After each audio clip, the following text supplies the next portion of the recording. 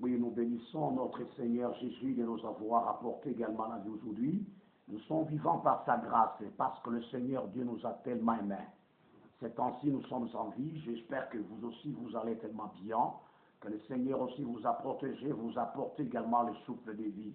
C'est pourquoi tu te retrouves parfois au travail, dans la prière, dans l'église, là où vous êtes en train de prier le Seigneur. Que Dieu soit béni, que notre Seigneur Jésus-Christ soit béni, le Dieu véritable dans lequel nous nous retrouvons.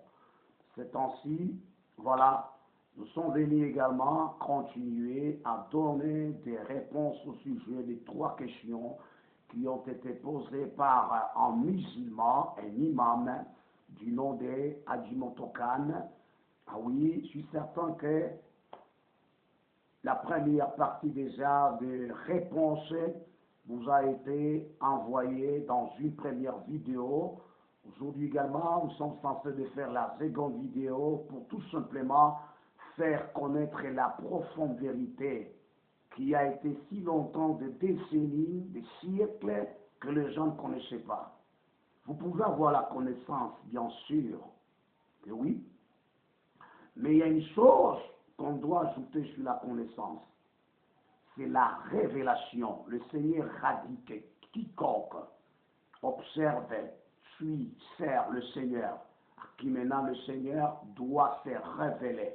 Quand notre Dieu se révèle à toi parce que tu es en train de vivre la vie qui lui plaît, là cette fois-là, tu auras une révélation. Il se révélera maintenant à toi. Là, vous saurez maintenant connaître des grandes choses. D'accord. Je pense que nous avons épinglé à ce qui concerne une situation qui a été parfois mal entendue pour dire que la première des questions des imams Adjimotokan, il dit que voilà un Dieu qui appelle de l'aide sur la croix. Mais dans la première vidéo, vous avez compris, la seconde question, il pose que un Dieu qui a été mort pendant 3 jours. Mais je suis certain que je vous ai répondu pour dire que même toi, Adjimotokan, quand tu vas mourir, c'est-à-dire la mort, c'est, nous constatons qu'il y a la séparation de l'âme au corps. C'est ça la mort, on constate la mort. C'est la raison pour laquelle également, si nos spectateurs lisent Jacques chapitre 2, le verset 26, vous allez vous rendre compte que Jacques nous rappelle toujours ce qui a été considéré la mort. Il dit qu'un corps sans âme est mort. Donc, l'esprit ne meurt jamais. Le grand esprit, Dieu ne meurt jamais. Et même le petit esprit là ne meurt jamais. Même l'âme ne meurt jamais. Je pense que vous avez quand même des réponses. Même tous ces païens qui meurent là-bas, ils ne meurent pas. Et ils vont quelque part entendre maintenant la mort finale. Je vous ai fait voir avec Matthieu le chapitre 10, le verset 28. Même, je vous ai dit que même les anges déchus, dont la plupart confondent pour appeler cela le démon. Attention, ce n'est pas notre thème. Ce n'est pas le thème. Les anges déchus, les démons, les esprits impies, ils ne tuent pas. Ils utilisent les âmes capturées. Ils utilisent ceux-là que nous constatons qui sont morts. Là, c'était parlé. Vous voyez, c'est dans sa vertu, si nous commençons aujourd'hui, j'aimerais également faire comprendre, parce que j'avais dit qu'il y a 3 éléments, il y a 3 parties, 3 choses. Dieu, Fils et les hommes. Donc, le Fils là est devenu comme un médiateur, est devenu comme offrande. C'est ça même l'offrande. C'est ça l'offrande dans laquelle l'Esprit Dieu s'était incarné. Lors du sacrifice, lors de l'offrande, il ne fallut pas que Dieu reste dans l'offrande. Il fallut que Dieu sorte dans l'offrande là. Que l'offrande reste pour sentir la douleur, les souffrances, les affronts, les moqueries, ainsi de suite. C'est ainsi, dans la première vidéo, je commençais par Ésaïe chapitre 9, le verset 5. Un enfant nous est un fils, un fils. Voilà que ce corps-là est appelé fils. Voilà que cette offrande est appelée fils. Dans lequel Dieu s'est incarné. Il est entré là-bas. C'est ainsi aujourd'hui, nous aimerions faire part à des grandes choses. J'aimerais que vous avez encore des questions, vous pouvez les poser. N'importe quel musulman, je vous autorise de poser vos questions. Parce que c'est tout à fait un temps où tout le monde doit commencer à connaître la vérité pour que vous reveniez à Jésus-Christ, qui est l'auteur de ce salut que nous sommes en train de vivre. Voilà, je vous ai parlé que Jésus est devenu comme médiateur, c'est-à-dire, même l'apôtre Paul a dit. C'est pourquoi certainement l'apôtre Paul appelle Jésus-Christ homme. Vous voyez, homme. C'est ça l'offrande dans laquelle l'Esprit s'est donné à entrer là-bas. Avant d'abord l'offrande, Dieu est toujours avec son offrande parce que Dieu devait donner. Commençons d'abord aujourd'hui avec Hébreux, là où nous étions arrêtés, Hébreux chapitre 10, le verset 10. Je vous ai fait lire tant de versets pour vous faire comprendre que, alors, le Fils là, c'est la raison pour laquelle même Dieu, au temps de baptême là-bas, qu'est-ce qu'il dit? Il dit que voici mon Fils, dans lequel que je mets toute mon affection. Voilà, c'est de là. Prenons maintenant Hébreux, le chapitre 10. Nous recommençons toujours qu'à répondre à notre frère musulman, parce qu'il y a beaucoup de musulmans, même beaucoup de serviteurs de Dieu qui avaient du mal parfois à répondre sur de telles questions. Parce que je vous avais dit que les gens peuvent prêcher Jésus, peuvent prêcher la divinité de Jésus, mais arriver pour de telles questions comme ça, la personne aura du mal à répondre à toutes ces questions. Pourquoi? Oubliant que voilà l'offrande, parce que Dieu aussi devait avoir l'offrande à donner. C'est la raison pour laquelle nous avons terminé avec vous à ce qui concerne Jean chapitre 3, les versets 16, car Dieu a tant aimé les mondes qu'il a donné son Fils unique afin quiconque croit et ne périsse point. Donc le centre, l'offrande là, nous devons croire. Voilà pour dire que vous voyez un Dieu qui criait, qui pleurait sur la croix. Voilà, c'était l'offrande qui a commencé à pleurer. Voilà, je vais vous parler parce que la question qui était restée, quand est-ce que Dieu s'était-il retiré? Avant que j'aille voir cela, je vais d'abord faire un petit rappel à ce qui concerne Hébreux chapitre 10, le verset 10.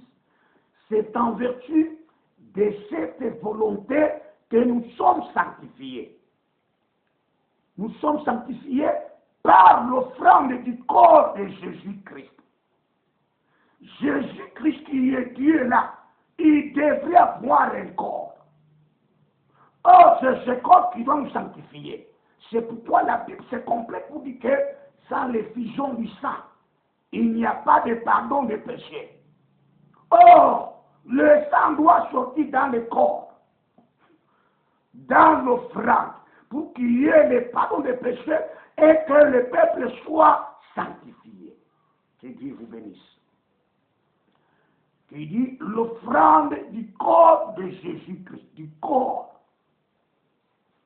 Là, je pense que c'est bien compris, je dis que le corps là est appelé le voile, tout comme est appelé une enveloppe, tout comme est appelé une empreinte de sa personne, une empreinte de Dieu. Je pense en hébreu, c'est ainsi que j'ai commencé. Quand le spectateur, les spectatrices comprennent ce qui suffit, le corps, le Fils est là. Que c'est ça le corps, c'est ça le voile. Vous voyez, c'est ça l'empreinte de Dieu qui doit rester sur la croix lors maintenant du sacrifice. Parce que je vous ai parlé pour dire que même dans l'Ancien Testament, ceux qui étaient comme les prototypes, pour que les types maintenant puissent s'accomplir. Dans les prototypes, on voit que même quand le sacrificateur offrait l'animal, tout comme offrait l'agneau, l'agneau ne devait pas contenir l'esprit jamais. Ça même, tous les musulmans connaissent ça. Que Dieu vous bénisse. Dieu doit donner son corps. C'est son corps qui est appelé fils. Merci beaucoup. Je pense que notre imam Azimotokan a dit que un Dieu créé par un autre Dieu. Je dis que le terme que vous avez employé, ce n'est pas un terme cohérent. Ce n'est pas un verbe qui est à sa place. Le Fils là n'a jamais été créé, a été engendré. Allez consulter, je t'ai envoyé dans le dictionnaire, vous verrez ce que signifie engendré et ce que signifie créer. Pour votre information, pour ne pas vous laisser dans une impasse, dans une situation de doute, dans une situation où vous n'aurez pas de conviction. Or, le terme engendré, c'est ce qui est employé. Je t'ai engendré. Je vous ai renvoyé en Hébreu chapitre 1. Vous voyez, on engendre les corps. Le chapitre 1, prenons le verset. J'aimerais que nous prenions ce verset qui va vous faire comprendre qu'il a été engendré. Maintenant, je vais donner ce que signifie engendré pour ne pas avoir des problèmes avec vos frères. Prenez Hébreu chapitre 1, le verset 5. Car auquel des anges de Dieu a-t-il jamais dit, tu es mon fils? Je t'ai engendré, pas je t'ai créé. Je t'ai engendré aujourd'hui. Et encore, je serai pour lui un père, et il sera pour moi un fils. Mais qui? Vous voyez? De quel ange à qui le Seigneur aurait pu s'adresser pour dire que non, alors tu es mon fils, je t'ai engendré? Non. Dieu devait se créer un corps.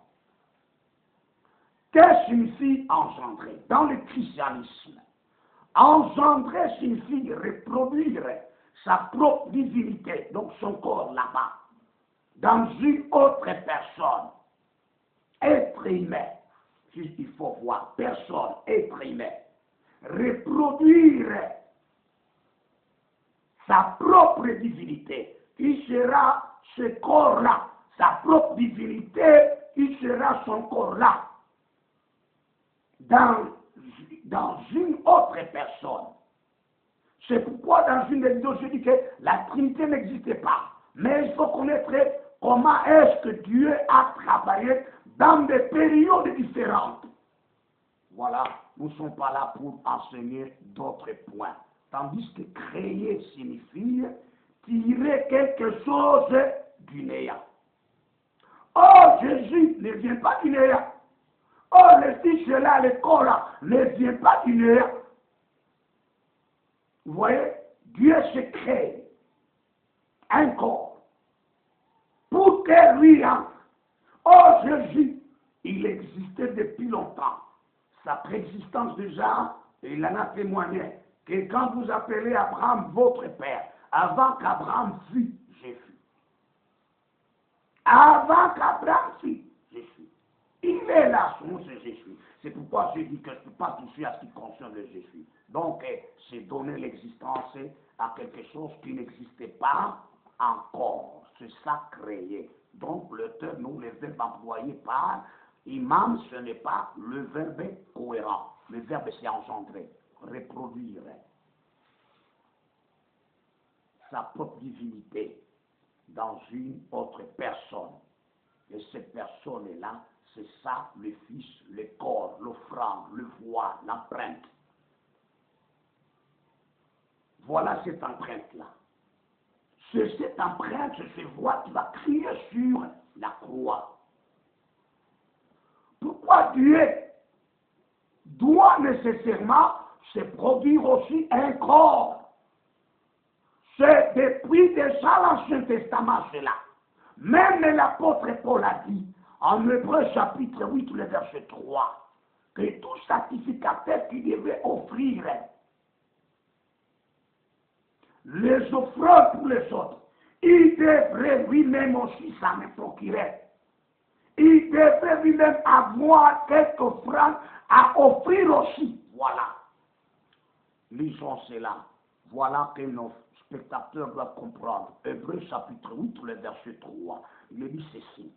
Tout souverain sacrificateur est établi pour présenter des offrandes et des sacrifices. D'où il est nécessaire que celui-ci, que ce souverain sacrificateur, ait aussi quelque chose à présenter. Pas seulement prendre de quoi des offrandes, des sacrifices des autres, non, lui-même aussi doit avoir quelque chose à présenter, doit avoir une offrande à présenter. De même Dieu, qui est le souverain sacrificateur, parce que vous l'appelez Melchisedec. Vous voyez, Jésus, Dieu est Melchisedec. Le souverain sacrificateur devrait aussi avoir une offrande à donner. Voilà le corps qui s'est créé. Il a créé, il a fait le corps là, qu'il doit donner au public ou également au peuple sur cette terre par ce corps-là, cette offrande, comme nous avons lu Hébreux chapitre 10, verset 10, que c'est en vertu de cette offrande là-bas que nous avons été sanctifiés. Quelle offrande? L'offrande du corps de Jésus-Christ. Autrement dit, l'offrande du corps de Dieu, l'offrande du corps de l'Esprit. Que Dieu vous bénisse. J'aimerais encore que vous posiez des questions. Maintenant, c'est cette offrande qui a crié, qui a pleuré, parce que cette offrande restait tout simplement avec le corps, l'âme et l'esprit, le petit esprit là. Si Dieu nous donne l'occasion, ça déjà prévu que je dois tuer Dieu. Mettons l'occasion, je parlerai la différence entre l'esprit majuscule et l'esprit minuscule. Ce n'est pas le moment. Voilà. Maintenant, si vous revenez, il y a un problème que je vous ai parlé pour dire que quand est-ce que Dieu s'était-il retiré maintenant de son corps, de son voile? C'est la raison pour laquelle tout ce que Dieu avait dit à Moïse pour dire que non, tu vas monter une tente d'assignation sur le modèle auquel tu lui as vu sur la montagne. Donc Dieu exige de mettre également le voile. Et ce n'est pas le moment d'expliquer le voile ou encore le trois voiles là-bas. Mais les deux, ce sont ceux-là qui sont tellement importants qui étaient dans la tente d'assignation. Un voile devant la tente d'assignation, un autre voile donc qui séparait entre le lieu saint et les lieux très saints. Ça, ce n'est pas encore le moment d'entrer en profondeur avec cela. Que Dieu vous bénisse partout où vous êtes. Voilà l'offrande. Maintenant, je commence maintenant. Quand est-ce que Dieu s'était-il retiré dans l'offrande? Parce qu'il fallait qu'il y ait l'accomplissement depuis l'Ancien Testament. Parce que l'agneau qu'on devrait offrir ne devait pas voir l'esprit. Alors, lisons la parole de Dieu pour vous faire comprendre. Jean chapitre 17, les versets 11 et 12. Dieu s'était déjà retiré parce que l'offrande maintenant était prête. Avant l'offrande, Dieu était toujours dans son corps, dans son voile. C'est pourquoi Jésus, je ne lis pas, mais allez lire vous-même. Quand vous prenez Jean le chapitre 8, le verset 16, il parle que je ne suis pas seul. Ou je peux lire avant que je lise d'abord Jean 17 là-bas, de la question quand est-ce que Dieu, quand est-ce que l'Esprit s'était-il retiré? D'abord, avant que l'Esprit se retire, Jésus a enseigné de temps à autre pour dire que je ne suis pas seul, je suis avec mon Père, parce que le temps de l'offrande n'était pas encore. Lisons son chapitre 8, le verset 16. Le Seigneur, il dit ceci. Et si je juge, mon jugement est vrai, car je ne suis pas seul. Le Fils qui dit, je ne suis pas seul, mais le Père qui m'a envoyé est avec moi. Il est en lui. Donc le corps qui est envoyé, le Fils est là, le corps là, le voile est là et dit que je ne suis pas seul. Le Père qui m'a envoyé est avec moi, il est à moi. Jean 10, 38. Qu'est-ce qui est dit? Mais si je le fais, quand même vous ne me croirez point, croyez à ces œuvres afin que vous sachiez et reconnaissiez que le Père est à moi, est à moi, est à moi, est à moi, et que je suis dans le Père. Vous voyez, là le Père ne s'était pas encore retiré. Il va se retirer au point que l'offrande est prête d'être offerte. Il va se retirer au point où le sacrifice maintenant est prêt d'être offert. C'est le corps qu'on doit offert. C'est ce corps qui va pleurer. C'est ce corps qui va crier comme vous l'avez parlé. Je prends un dernier verset, Jean chapitre 16, le verset 32, pour dire témoigner qu'avant l'offrande de Dieu était avec eux, donc l'esprit était dans le corps. 16, le verset 32, Jean, il dit ceci. Voici l'heure vient, et elle est déjà venue, où vous serez dispersés chacun de son côté, et où vous me laisserez seul. Mais je ne suis pas seul, car le Père est avec moi. Donc à ce moment, le Père ne s'était pas encore retiré. Prenons maintenant le verset biblique qui témoigne que le Dieu, l'Esprit là, le Jésus, s'était déjà retiré. Maintenant, son empreinte doit rester. Là, je vais dominer maintenant. Jean 17, le verset 11 et le verset 12. Je ne suis plus dans le monde. Il n'est pas dans le monde. Voilà le verset qui témoigne le retrait de l'Esprit, le retrait de Jésus, le retrait du Dieu lui-même. Je ne suis plus dans le monde et ils sont dans le monde. Et je vais à toi,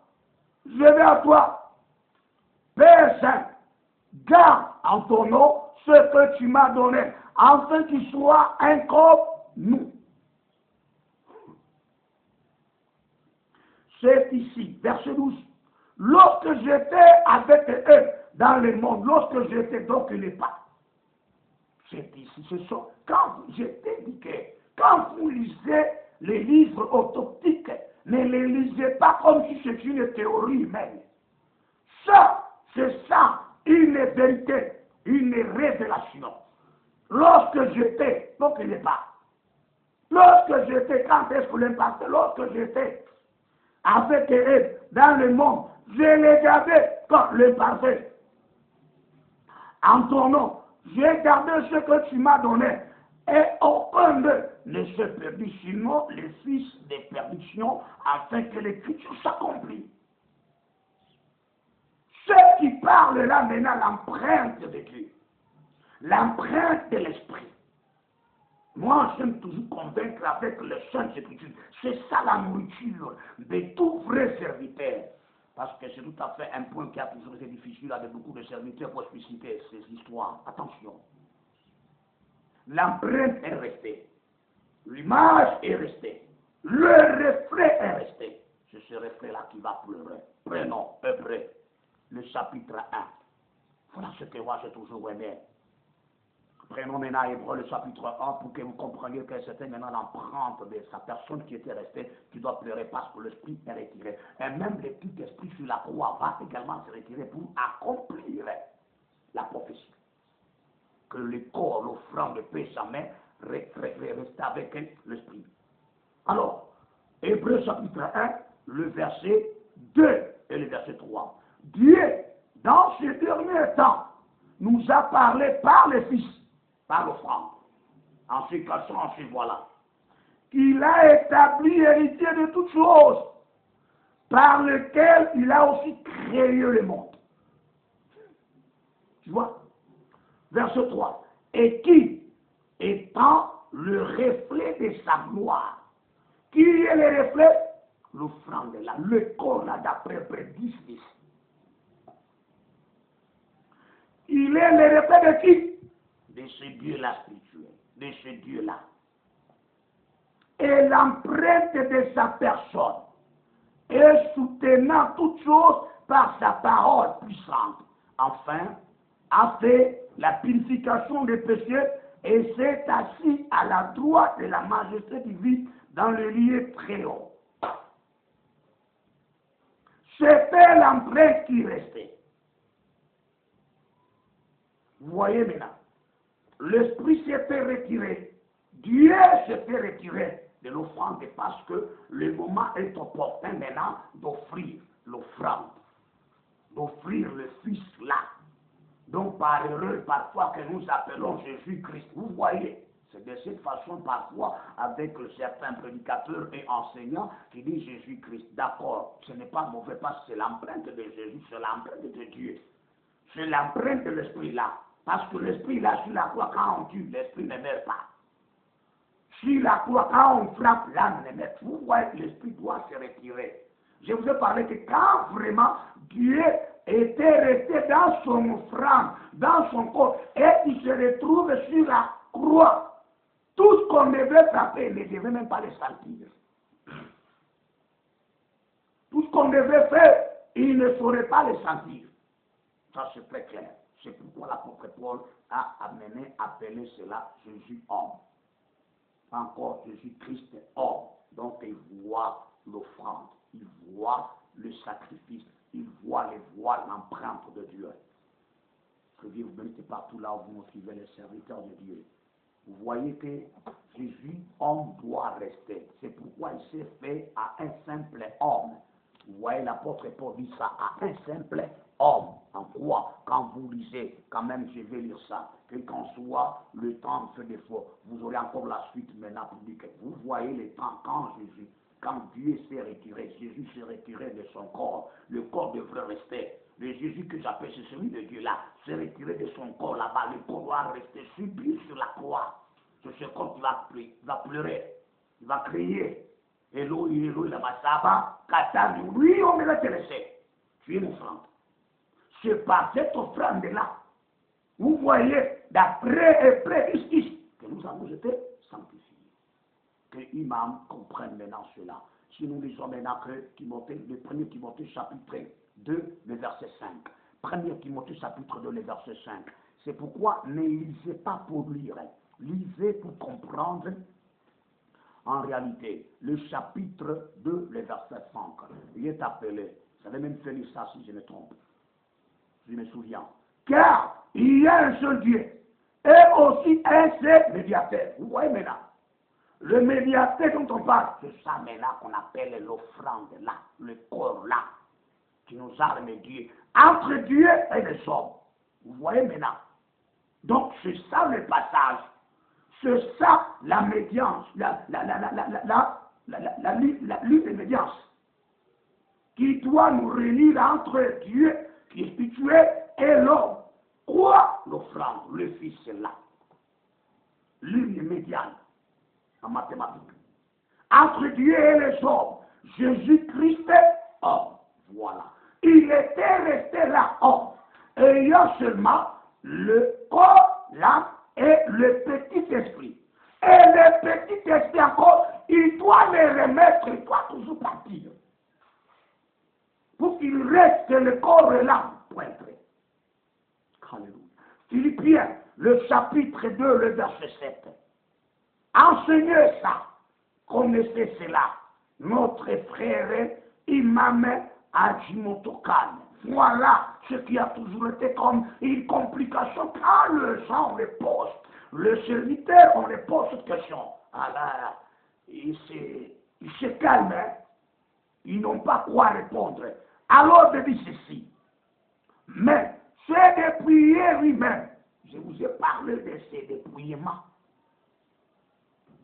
Est-ce que c'est qui dépouiller du péché? Ce n'est pas ça. Il s'est dépouillé lui-même. Qui? Jésus là, c'est dépouiller de cette divinité, sortir dans le corps pour laisser le corps subir cela. C'est dépouiller lui-même, en prenant maintenant une forme de quoi? De serviteur, en devenant semblable aux hommes. Il est resté homme, en Jimotoka, il est resté homme. Et ayant paru comme un simple maintenant homme. C'est ainsi qu'il a crié, qu'il a pleuré sur la croix. Alléluia. Là, c'est très clair. Comment arriver également sur la croix? Jésus est resté homme. Vous voyez, donc est resté fils. Et est resté l'offrande, ayant l'esprit, ayant l'âme, ayant le corps. Il doit encore quitter. Il doit remettre même le petit esprit là, qui est écrit en minuscule, minuscule. Vous voyez, lisons cela pour que je vous dise que l'esprit doit rentrer. C'est de là que je vais terminer. Je pense avoir répondu à toutes les questions. Luc, le chapitre 23, le verset 46 Voilà qu'il a dit, Père, je remets mon esprit entre tes mains. Je leur ai dit, Jésus s'écria d'une voix forte, Père, je remets mon esprit entre tes mains et il expira. Même le petit esprit aussi est retiré avant la mort, avant le sacrifice, avant que l'offrande soit faite. Il est resté maintenant avec l'âme et le corps. Je vous ai dit que le corps a été donné pour nous. C'est pourquoi la vidéo qui doit venir, c'est ainsi que je vais vous dire cela. Voyez, la prophétie s'accomplit. Cette prophétie ici, depuis, nous lisons, l'accomplissement de la prophétie. Père, je remets mon esprit entre tes mains. Et il expira. Ce qui était parti là au séjour des morts, c'était seulement l'âme. C'était seulement l'âme. Voilà. Lisons, quand nous prenons psaume, c'est de là que vient cet accomplissement. C'est une prophétie de l'Ancien Testament. Donc, le corps là va pleurer un jour. Psaume chapitre 31, le verset 6. Je remets mon esprit entre tes mains. Tu me délivreras, éternel Dieu de vérité. Ah bon. On va délivrer quoi? Là, je vais revenir avec la troisième vidéo. C'est ici, là où je viens de terminer, c'est ici encore que je vais commencer. Vous voyez maintenant. Ce qui plairait, c'était son empreinte de sa personne. Ces temps-ci, vous avez dit que demandait de pas de l'aide. Il a dit, tu m'as abandonné. C'est ça pour accomplir. Parce que l'offrande doit rester maintenant subie direct. Les douleurs, c'était le berger Seba Ilunga qui en réalité a donné toutes les réponses à notre frère musulman qui s'appelle du nom de Hajimoto Khan. Je n'ai pas terminé, il me reste la troisième partie pour vous donner tout. Voilà. Voilà, c'était cela. Connaissez que ce qui criait là, c'était l'offrande. C'était le voile. Vous voyez comment est-ce que Dieu s'est retiré? Vous voyez, même le petit esprit là-bas, il l'a remis avant de mourir, parce qu'on ne peut pas descendre là-bas avec l'âme et l'esprit. Je vous ai parlé que sinon, le séjour des morts va faner là-bas. Donc, il doit descendre avec son âme pour voir si l'âme est pure, est sainte. Parce que celui qui devait descendre là-bas, c'était l'âme. Et si l'âme était sainte, elle quitterait également ce lieu-là. C'est pourquoi Jésus est ressuscité, cette âme-là, cette empreinte là-bas est ressuscitée. Là, je ne toucherai pas encore cet enseignement.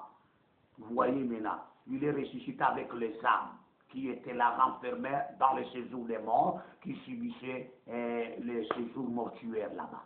Que Dieu vous bénisse. Nous vous appelons à vous abonner et vous ne manquerez pas à restaurer votre foi. Parce que je vous avais parlé que l'ennemi c'est tellement injuré.